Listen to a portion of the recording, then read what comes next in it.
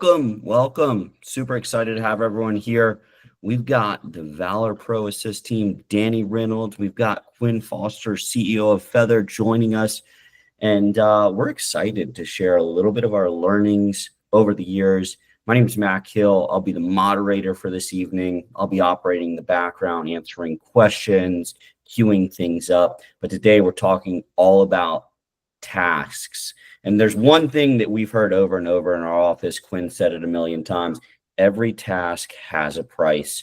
We really wanted to dig into it because it's something that elite operators can do to really impact the ROI on their business. When they really get their tasks dialed in, it makes a massive difference. So we got a good session for y'all, and we want to be respectful of time. So our plan is to go for about 30 minutes, answer any questions. And then, of course, if there's any follow-ups, we can reach out to folks directly. So without further ado, let's make sure my PowerPoint is working here. There we go. And just to give y'all a brief overview of what we plan to cover, we'll get the introductions. Y'all need to know who you're learning from. They're authoritative figures. So, they've got a bit of background, and we need to share that with y'all. Couple things. Why tasks matter more than you think. The 4 calibers of tasks. Etiquette and best practices. So this is really important in my mind. I think it's really intriguing. And then the financial impact. So tying it all together, why this is really important for your bottom line. And beyond that, we'll open it up, more open forum, answer questions, and of course, deliver any closing remarks for y'all to wrap things up. So without further ado, Quinn, Danny, would y'all like to take some time to introduce yourselves real quick? I'll let the better looking one go first. Okay, go ahead and speak. Quinn, go ahead, man. Yeah, no, appreciate everybody taking the time to join us this evening. Hello to the people who are repeat visitors from our last webinar. But casual reminder, my name is Quinn Foster. I am the retired CRO of formal Stay Duvet and the CEO here of Feather PMS, and very much looking forward to catching up with everybody and discussing task etiquette this evening, sharing a little bit of the knowledge that we were able to take from our management company and really starting to drill into the nuts and bolts of what a manager should prioritize when it comes to task management at their business. Love it. Brilliant. Hello, guys. For those that don't know me, my name is Danny Reynolds. I'm the Chief Strategy Officer and co-founder of Valor Pro. Very, very excited about this webinar. It's a pleasure to have Mac and Quinn on this call as well. I know that with what they've done in the business already in terms of having their own property management company and now obviously moving into the PMS systems, I think it's going to be absolutely fantastic. From my standpoint, obviously own a virtual assistance company. The biggest thing that we are always harping on is having systems and processes, and in order to have systems and process in a task management system is going to be imperative for that. So really excited to learn from the guys that have done it best in the business and tagging along with them. Absolutely. We're excited to have you too, Danny. It's nice to see you. I'll slip you that 5 after say something nice about me, even though I am an Arsenal fan. So I was also saying it about Quinn, but appreciate it. You guys are good. Anyways, just a few things before I step into the background and fade away. We want this to be as collaborative as possible. One thing I like to continually repeat, if we do any kind of thought leadership or webinars with Feather, that we are leading with value and that we are not hard pitching any of our services. So if you hear us getting too in the weeds about why you should work with us, give us a little slap on the wrist. We want to deliver value first and foremost. These guys are a wealth of knowledge. So ask your questions. We've got a chat box in the lower right corner of the Google Meet here. I'll be on standby. And again, we'll carve out some time at the end to answer questions. But if you have something urgent, raise your hand. We can work you in. We want to make this as collaborative as possible. So, all right, Quinn, Danny, let's hand it over to you, sir. Yeah, no, I think the big one for us is, why do tasks matter? And they matter way more than you think. So the big thing for us is we categorize a couple of tasks that why we think they're important and the aspects of why they're important. I think what we'll want to do is give examples of certain tasks and why and what their implications could actually be from that. So Quinn, I know that you've got a first task and a first example, and I'd love to harp on it. Definitely. Not far too many examples, but we'll take the time to explain just a few here today. I know, working as a manager in a world where we all largely operate off of service contracts, those contracts, they should do a good job of outlining exactly what commissions do and don't cover.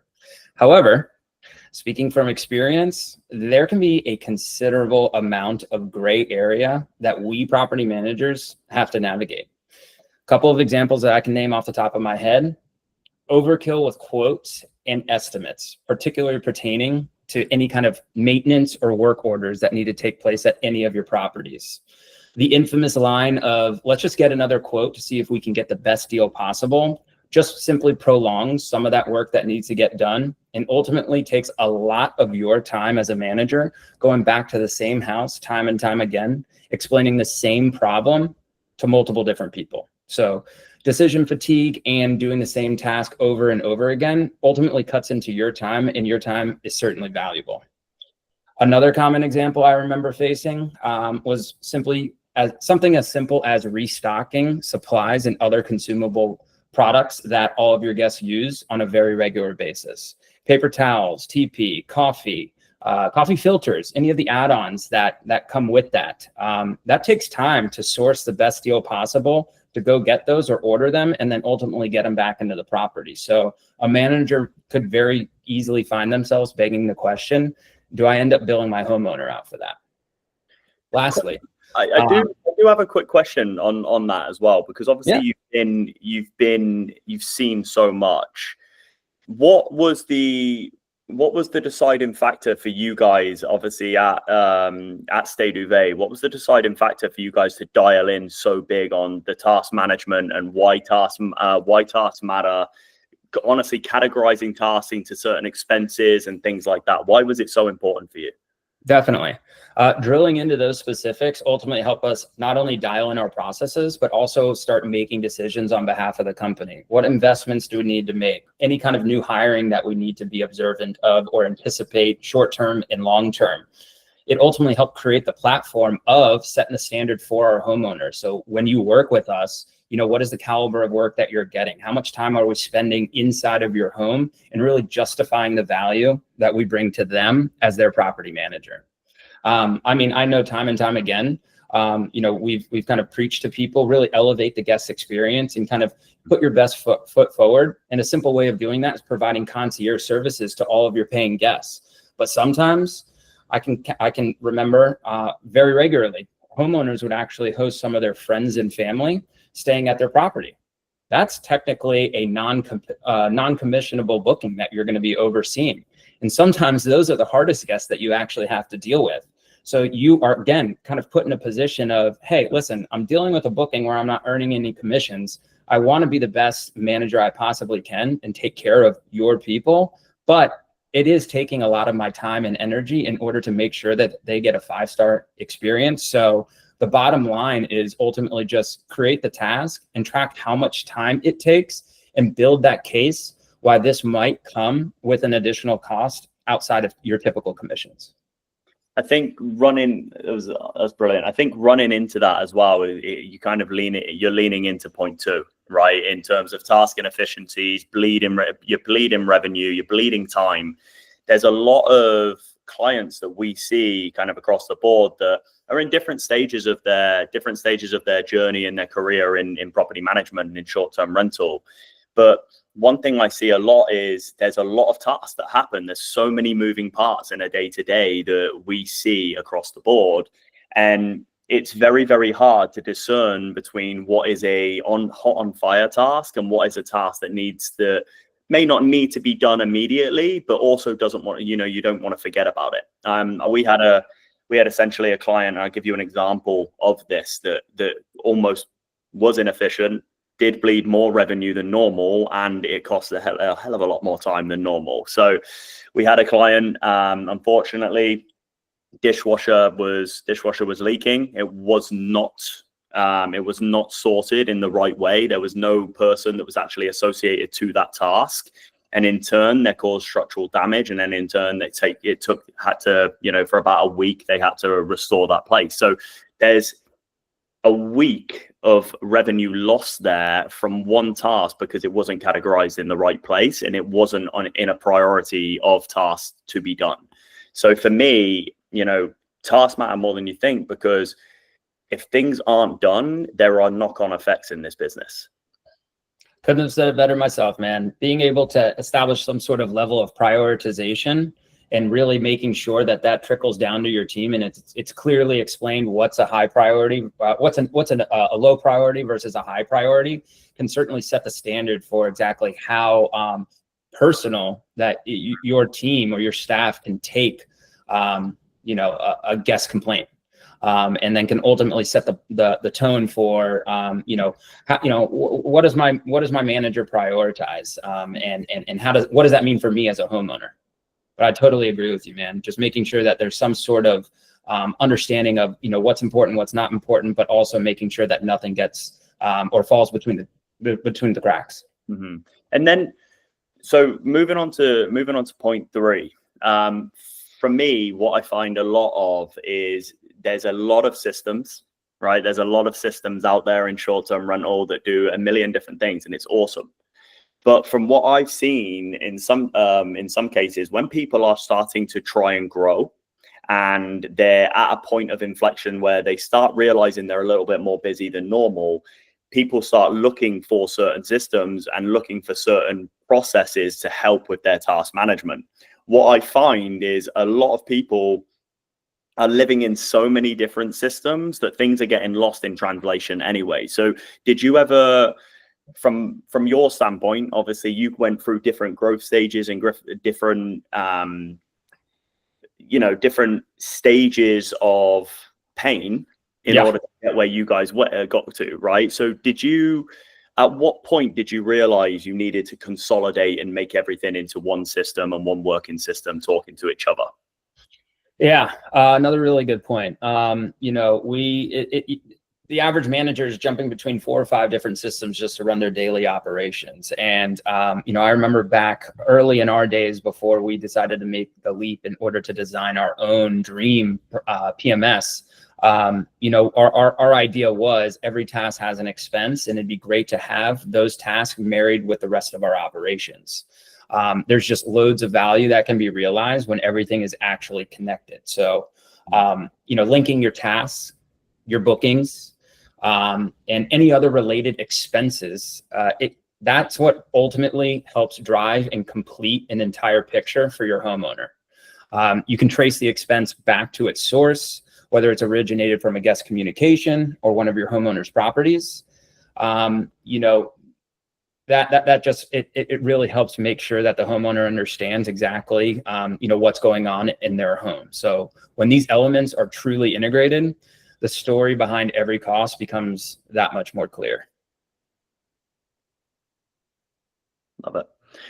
So obviously with different tasks, this is task management in my world, even across industries, forget the short-term rental, just across the industries that we work in, task management is a huge buzzword.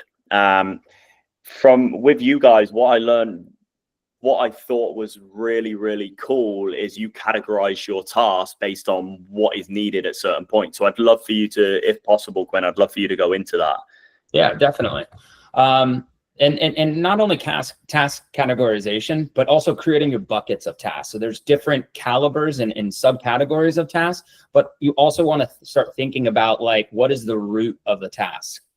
First is the most obvious, is it's a manual task, right? These manual tasks are largely designed to serve maybe as some sort of a reminder or follow-up or way to establish some sort of paper trail when it comes to accountability for your team internally, for a homeowner or a third-party vendor. Another really good example that I can personally remember managing our reservations department specifically was consulting homeowners with some sort of sales-related task regarding a potential discount or maybe a long-term stay. Maybe a great inquiry came through and your homeowner has some sort of pricing threshold that they hold themselves and you accountable to. So you're prompted to reach out to them to see if that reservation or that inquiry is something that will fit their needs or their wants. But ultimately, you got to create some sort of reminder in order to follow up with the homeowner, and then ultimately, keep a paper trail of what that response was, because maybe several of those actually hit your desk over a period of time, and the homeowner has not acted on any of those instances. And then, a few months later, or at the end of the year, they sit down with you and say, hey, we totally missed our revenue mark this year. Why didn't we actually perform? And then you can easily go into your system or download the proper report in order to have a nice little paper trail of all the opportunities that you presented to them, and they unfortunately shot down. So it's kind of that game of cover your butt, but always have a paper trail and be able to have something that can tell the full story to hold yourself, your homeowners, and again, your team accountable. The next bucket, all right? So manual task really requires yourself to be understanding of exactly what you're trying to establish there. The auto task, the automatic task, right? These are largely designed to schedule regular, daily, mundane tasks that all of us property managers are unfortunately faced with on a very regular basis. They can be extremely overwhelming to keep up with, and sometimes can get, again, lost or slip between the cracks. These tasks require triggers, though. So think of an auto task having some sort of trigger that causes the system in order to create that task for you. So a new booking, moving into a revenue agreement, or a agreement that has to be sent out, something like that. Listing completing onboarding, booking being completed, booking being canceled, anything of that nature. So schedule, or a great example I'd love to kind of put in front of you guys. At our company, what we instilled was scheduling pre-arrival or departure inspections, and then our cleaning tasks, right? So a booking comes through, and 2 tasks were auto created every single time that reservation was confirmed, and nobody really had to do any work other than the system then itself. So you're confirming bookings daily and scheduling all of these and it's nearly impossible to be able to keep up with. So just lean into it and let the system do the work for you.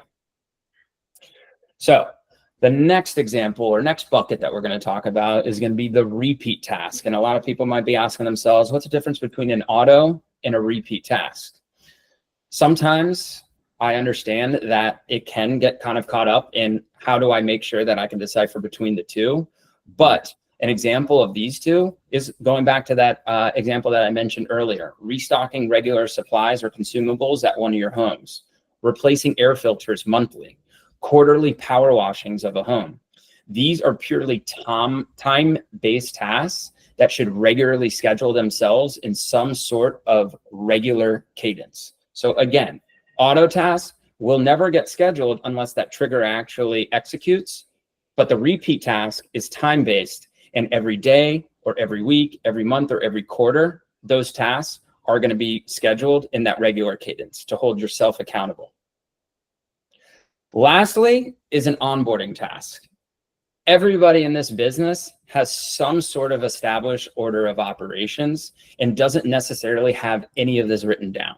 Mm-hmm. But there are far too many flavors of onboarding in this business to understand what does and what doesn't require some sort of onboarding task, right? So a homeowner might hand you what I would call a white box, and that white box might require furnishing. It might require some sort of design work. It could quite possibly still need permitting and licensing inspections to be scheduled, smart locks installed. Others might hand you a property that is already a well-established rental, has rental history. Maybe they're hosting somebody this morning, you take over management in the afternoon, and you're hosting somebody at 4 p.m. later that day. But it's a different caliber of onboarding. So how do you know what you do and what you don't need to do unless you take the time to write all of your onboarding tasks down for every flavor of onboarding and understanding which one actually needs to be assigned to that particular listing for that particular onboarding? I think, and I want to add to this as well, because I do see it across people that I speak to at different levels. I think that there's also an ability here that if you understand the tasks that are associated with your onboarding, there is a way of you to be. A lot of people that are in this short-term rental business, they're trying to create their company to get rid of their W-2 or to work on a business instead of in it. So I think the biggest thing that I see is, can you create almost these tasks, that task list, and decipher which one can be done by you, that has to be touched by you, but also the tasks that don't have to be touched by you. And can you create a process for onboarding to be quicker? Because I think what I see is potential clients that do come to an Airbnb owner, and the first question is, well, what is your onboarding process? How long is it going to take? If you have an ability to be able to send something back that this is what the process looks like, and these are the tasks that are associated with you, these are the tasks that are associated with me, these are the tasks associated with my team. That's the expectation. Easy. They're going to understand that it sets the expectation that you're a professional organization. Love it. Couldn't agree more, man. Task etiquette. All right. So there's good task etiquette and there's bad task etiquette. So just as you have values and standards to run your business, there should be etiquette, most certainly, and best practices that clearly articulate to your team on what that task etiquette is at your business. There is certainly a healthy balance between sound task etiquette and task overkill. The art is certainly kind of, finding that middle ground of like, what is task overkill, but like, how am I also still holding my team accountable? So just make sure that you understand how you can confidently hold your team accountable, but you're not inundating them with absolutely having to write down every little detail and almost maybe taking too much time inputting something into the system that could have been facilitated much quicker. The first step, the more descriptive, the better. Tasks should be descriptive and have SOPs attached, and when applicable, have commentary and screenshots included. First point there is, it's pretty clear as day, but just take the time, be descriptive. It's okay and even encouraged to have collaboration amongst your task management. Teams who tap into what I would call a superpower, being able to share their task management, you get loads of more work done compared to the team who silos themselves into your tasks or your tasks and my tasks or my tasks. I mean, at the end of the day, it's extremely unfortunate, but with that type of approach, you kind of tend to realize that tasks will pile up. They generally will end up taking longer. And, it can encourage a hostile work environment. So encourage your team to help each other out and just have some sort of process to understand who is necessarily responsible for what. And I let me add to that as well, Quinn, just coming from a virtual assistant standpoint, right?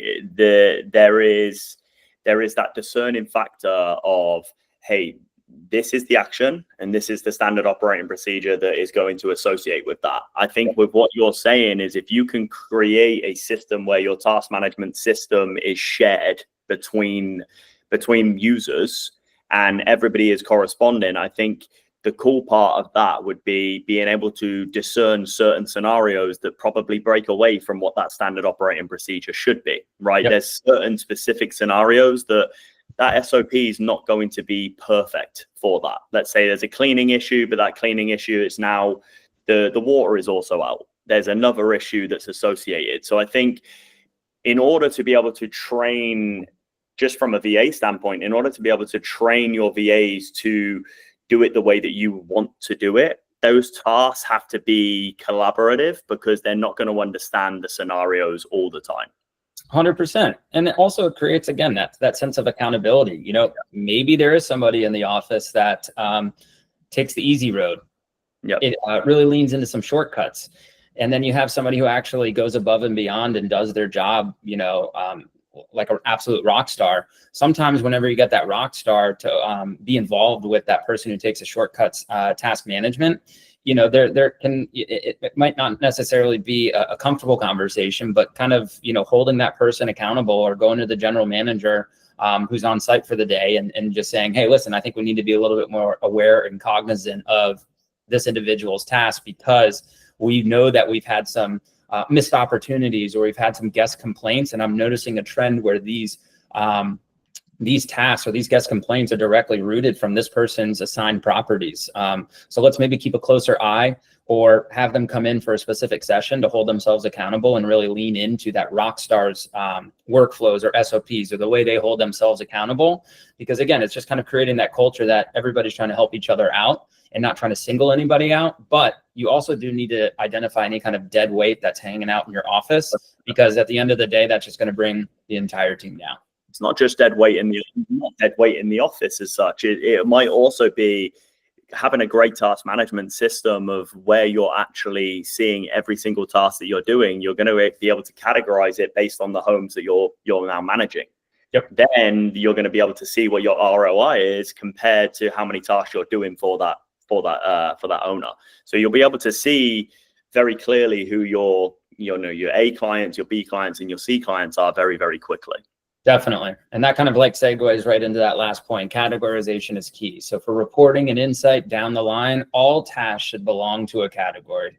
Sales, inspections, reminders, maintenance, making sure you're really holding yourself accountable to go the extra mile and grab that subcategory. It's going to create an exponential amount of value for the business, and being able to report on the caliber of your task will elevate that value of the business. Like I just mentioned, how many tasks are created daily? For example, who creates and completes the most tasks? How many inspections do you complete in a day versus how many sales tasks or work orders are actually getting done? Mm-hmm. For anybody who is ever looking for some sort of third party or outside investment, or is potentially trying to position their business for acquisition one day, these are examples of extremely important key performance indicators that dictate exactly how efficiently your company operates to those potential investors or people who want to buy your business. So with that, if it's okay, I'd like to walk everyone through an example of how a well-handled guest message can evolve, starting as a simple message sent to the manager. It becomes a guest complaint task. Then it becomes a work order. And lastly, it flows down to the homeowner expense. So Mac, do you mind if I grab the screen real quickly? Oh, by all means, Quinn. We're clamoring for it. Appreciate you, man. Everybody can see okay? Like our little pep guy, isn't he? That's why we love having him in the office. All right, everybody can see okay? Perfect. All right, so what we're looking at right now is inbox of a guest message. And you can see here, starting around plenty of correspondences leading up to where it starts to get pretty spicy.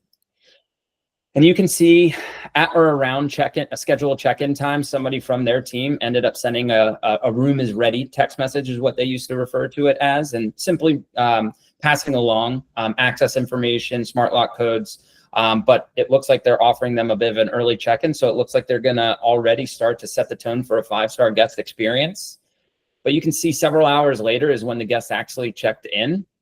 The first message that they send in response to their check-in information is just wanted to let you know the shower door is off track or it's not properly installed, right? Not a good start. Within a few minutes later, somebody else in inbox grabs that message, apologizes for the inconvenience like they could and should, and they let them know that they're going to deploy somebody out to the property the following day because there's probably other bathrooms at that property and they might be able to just deal with it for the initial night that they're there. But they immediately fire back with, we just noticed that the drain is clogged in the bathroom and that water isn't going down when somebody takes a shower. Also, the trash can next to the grill is overflowing, which isn't so nice, especially on a 4th of July weekend. So let's see how this team organized themselves and handled the situation. They have a whole series of tasks that have been created from that message that started inside of the inbox. And you can see here, you have the shower door being off track and the second bathroom drain being clogged.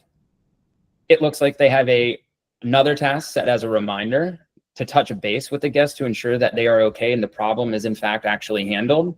And then they also have a third task, which is to empty the trash. So all of the issues are clearly accounted for. And one might be asking, why did they have several tasks that were created for one report from a single guest? But if you actually pay attention to the fact that they categorize one as a work order and the rest are reminders, I'd imagine emptying the trash is probably something that you could actually cover with your commission costs. But the work order might require some sort of third-party vendor intervention, or is more than likely going to have some sort of cost associated with it. And you can see right here, that's exactly the case. The top one being the work order has some sort of expense tied to it. The others do not. Those are just simple messages and kind of like guest hand-holding to make sure that you try to recover a not so good start with a guest check-in or arrival. So when I open up this task, a couple of things immediately jump off the page to me. Title of the task is very clear and explicit of what the issue actually is. The task is properly categorized. It's not a sales task. One might ask, is it a check-in task? But no, ultimately, this is, again, going to require some sort of expense or hands-on with, an internal team charging that expense that's outside of the commissions, or intervening with a third-party vendor being a plumber. But the work order is, in fact, selected. The priority is set to urgent. Obviously, if a guest can't use their bathroom for the duration of their stay, that's going to cause some serious problems and likely reflect a bad review.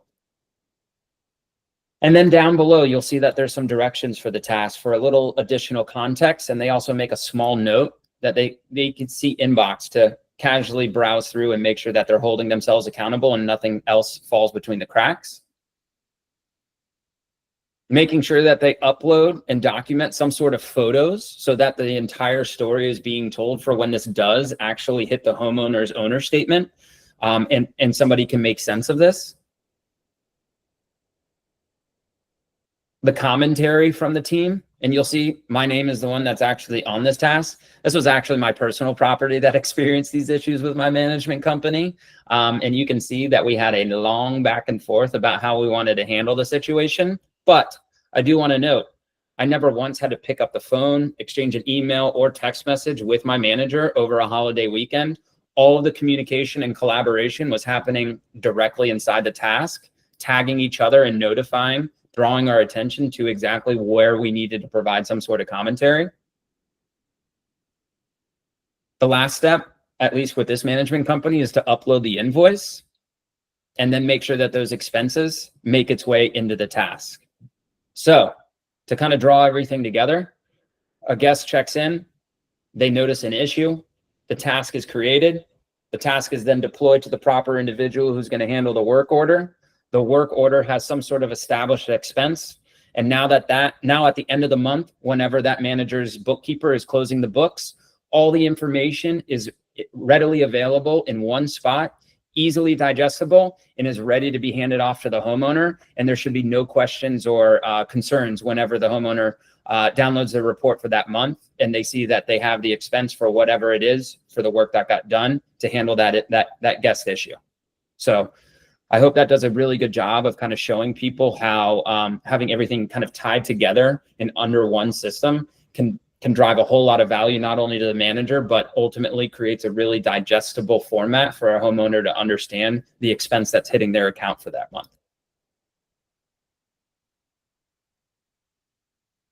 Love it, Quinn. And lastly, which I think we did a really good job of just kind of showcasing here in this example, the financial impact of the task management. So I think, again, kind of just showing you guys what we did with the screen share there, the precise owner reporting and transparency to homeowners just inevitably sets the tone for yielding trust between, client and manager. Knowing now that your expenses can be hosted inside of your task, it really leans into the capability to start automating any kind of payout workflows or proper reporting.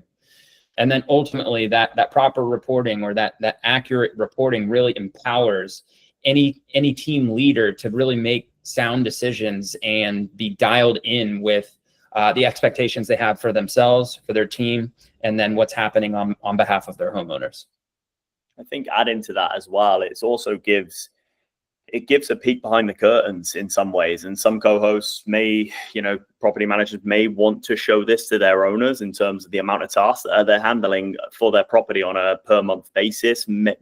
Some may not, but being able to have this readily available and also being able to track it is going to help you in the long run anyway, regardless of whether you let them in on that information or not. Exactly. Create the value for yourself as a manager, right? I'm sure your homeowners know that you're working hard for them, but it's sometimes nice to let them know exactly how hard you're working for them. How many times are you visiting the property? How many work orders or preventative maintenance jobs did you do throughout the year? What kind of sales opportunities did you present to them? What kind of concierge services did I actually provide that I didn't necessarily have to, but I did because it upheld a 5-star rating for the duration of the entire year for your property. So really just kind of give yourself a pat on the back, create your paper trail, and establish that level of trust with the homeowner that I'm working as hard as I possibly can every single day. Yeah. Love it, guys. And yeah, I like Danny's takeaway there at the beginning, or closer to the beginning, is good task etiquette and processes and systems in place allows you as a manager to work on your business and not get stuck in it. So it sets yourself up for scale too, because as a relative newbie to the industry, there's a lot of moving parts with guests and managing the home and the turnover. So being able to just have it dialed in, there's so much upside in my mind. It seems clear, and hopefully through this session, Quinn and Danny were able to. I feel like y'all did an awesome job, but obviously, I've been close to this. We're able to really articulate, the power in which, you can leverage tasks and do a great job and create an amazing experience for your guests and for your homeowners to make sure they're always coming back and they're never gonna leave you, right? Because that's ultimately a major goal here. So, anyways, I'm blabbering. Last call for questions. I didn't see any come in. I think you guys were so thorough that we didn't have any questions, but I'll give it one more chance. In the meantime, a quick shout out to follow Valor and Feather on LinkedIn. We love giving back, sharing things that we've learned along the way. When we have other sessions like this, making sure y'all are in the loop. And we'd love to continue to be a part of what you're doing in your business. So quick shout out there. And then of course, Danny and Quinn's emails are right there. Is this dangerous putting your direct email out there for everyone? Or I agree to it. Blow them up. Not sure about it, but here we go. Come on, Tom. Yeah. What's up, guys? Hey, Tom. First of all, thank you so much. The timing on this is incredible, first of all, because this is exactly what I'm working through. And that was a great example. The task management flow, I took some pretty serious notes. But I think for one, with my team, I'm looking at how many times they're dropping the ball on following up with the guest when there's a possible, whether or not the resolution actually occurred, right? And so seeing that workflow and the various tasks in the category of tasks for each one of those parts of the process, from identifying the problem, proposing the solution, following up after the actions have been taken, that I'm using this this week. So I really appreciate it. That's super solid. That makes us, everybody at Feather, extremely happy to hear that, my man. But what you just made, the point that you just made is the follow through, right? So I did it. I did the best I could to explain the evolution of guest message into task and that trickling down to an expense. But the most important step as a manager is exactly what you just outlined and what we used to call the follow through. Follow up with the guests and just let them know, hey, listen, problem's been solved, or maybe sometimes the problem actually hasn't been solved, but you present to them the solution and the timeline that's going to go along with that solution. So that way they know that you're not just sweeping it under the rug or maybe making an implication that they're overreacting. You're acknowledging that there's a problem. You're showing some sort of sign of empathy of, if I was in the same position, I'd probably be feeling the same way as you. But it just kind of lets them know that that you're in it with them and that you're taking it personally and you're doing everything in your power in order to solve the problem as quickly as you possibly can. So I love that you made that point, but really harping on that follow through. That's the last step, but it's arguably one of the most important. I think also the thing that I'm seeing is like being able to communicate context from one team member to the next. So if we've got somebody on like a day shift that's handling the initial like problem definition, and like then that's passed on to the next person, and they don't like have the wrong tone when they're going in to respond to a guest, of being like just kind of off-putting if this guest is dealing with something and it hasn't been resolved yet. So yeah, like that, the whole system is super helpful. If that's reported between shifts, hey, here's what happened during this shift. Look at these tasks. Here's where you can pick up where, you know, I'm leaving off.